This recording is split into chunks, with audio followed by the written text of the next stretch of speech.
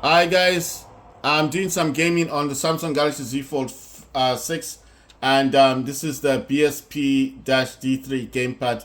It is a Bluetooth gamepad with glowing buttons.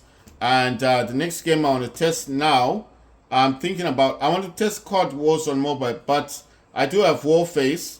I want to see if Warface works with this. Of course, Warface wasn't designed originally to work with a Bluetooth gamepad, but it's a touch game.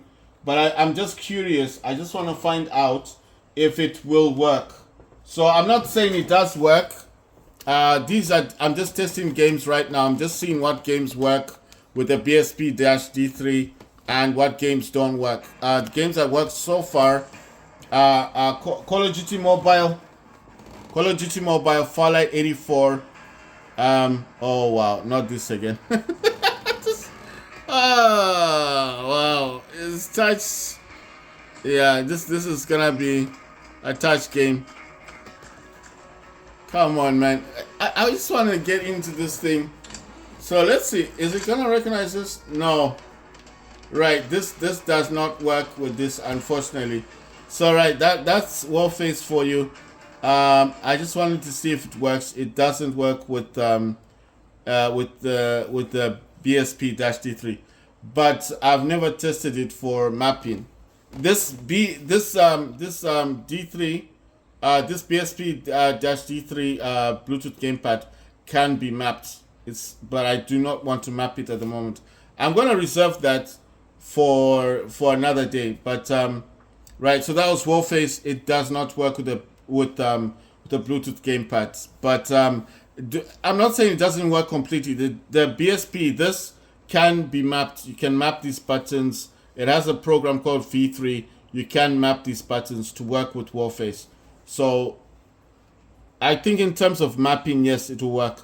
But in terms of just general use, like you start the game and you want it to work like it did with Call of Duty Mobile, no, it won't work in that order.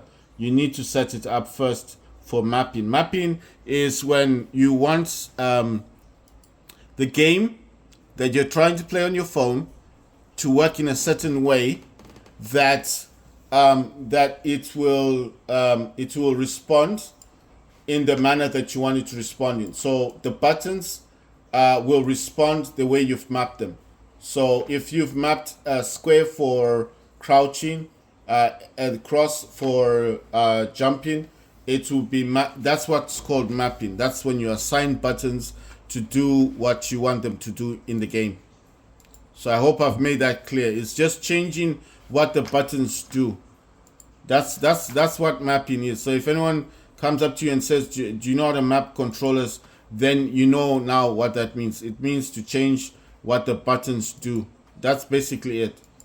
So when I'm saying to map it, this BSP-D3 has a program that allows you to map you can map it, but that's going to take time. And I do not want to be testing games that don't work. I'm only looking for games that work natively with the BSP-D3. The games that work out of the box, like you don't need to map, you don't need to do anything. Fortnite Mobile will work with the BSP-D3. It will just work. It recognizes it as an Xbox wireless controller. If you play War Robots, no problem. It will work. You don't need to map anything. The other games that work is Fortnite Mobile. I'll actually say the names: Call of Duty Mobile, Fortnite Mobile, War Robots, Fallout 84.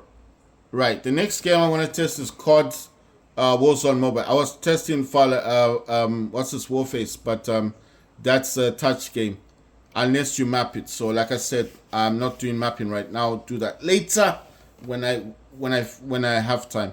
Right now I just want to test games that work with this.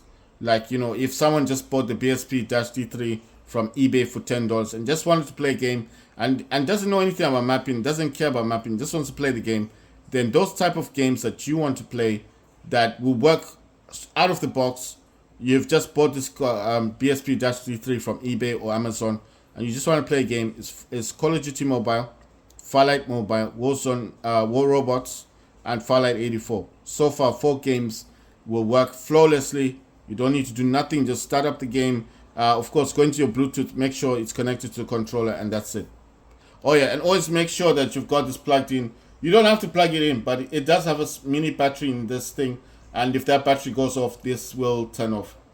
So like I said, if you're just sitting next to your Steam Deck and you've got a hub, then you've got no problem. You can just you can just power it on, isn't it? It won't disturb anything. I mean, it's a very small battery. Just make sure it's always fully charged, especially if you're playing games.